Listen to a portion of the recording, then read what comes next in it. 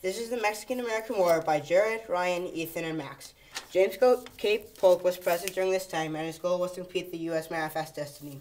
Manifest Destiny is the belief that it was America's right and duty to spread across the Northern American continent. President Polk was a strong believer in this. He wanted to expand the nation as far as he could. So after claiming Texas, he knew it wasn't enough. He wanted California and New Mexico, and there was only one thing standing in his way: Mexico.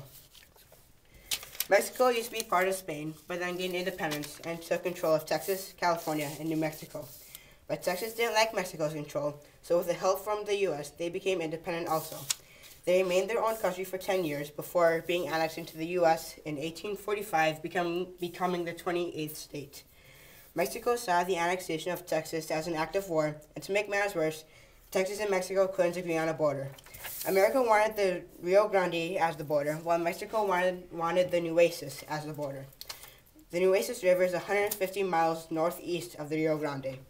While a troop was patrolling the Rio Grande, because this is what Americans thought the border should be, Mexicans shot and killed them. This is exactly what Polk had been waiting for. The next day he said in front of Congress, "Mexico has invaded our territory and has shed blood upon American soil." Congress declared war on Mexico 2 days later. The Mexican-American War had begun. First came the fall of New Mexico and California. President Polk ordered General Stephen Kearny and the Army of the West to go and occupy New Mexico, and then continue on to California. When General Kearny arrived in New Mexico, opposition mounted before him. The Americans had taken control of New Mexico without even firing a shot. Meanwhile, in California, John C. Fremont and a band of rebels launched a rebellion against the Mexican government. They arrested and jailed General Mariano Guadalupe Vallejo, who was the Mexican commander in Northern California. The rebels then proceeded to raise a flag with a sketch of a black bear on it, and declared that California was a bear flag republic. When General Kearny reached California, he joined with the rebels. Within a couple of weeks, California too was under U.S. control. The Americans weren't just going to stop there, though. Next came the invasion of Mexico itself. General Zachary Taylor led 6,000 U.S. troops from Texas, and they battled their way south.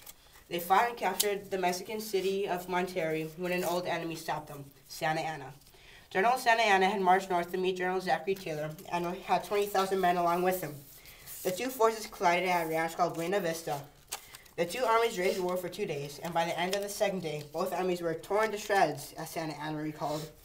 Rather than lose his remaining forces, General Santa Anna retreated south. The battle was over.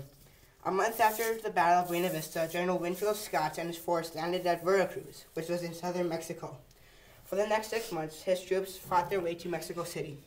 Outside the capital, they met fierce resistance against the castle of Chapultepec. About 1,000 Mexican soldiers and 100 young military cadets fought bravely to defend the fortress. Only 6 of the cadets chose to die fighting rather than surrender. Scott conquered Mexico City in September of 1847. After the invasion of Mexico City, the war with Mexico was pretty much over.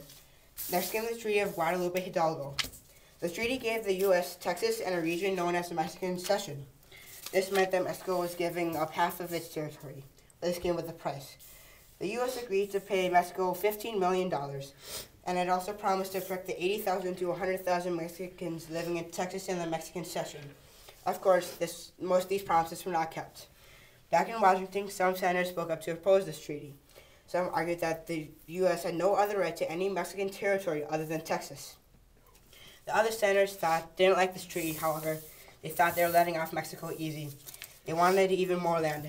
Those that opposed the treaty thought the entire Mexican-American War was unjust in the first place, and that New Mexico and California together were not worth a dollar.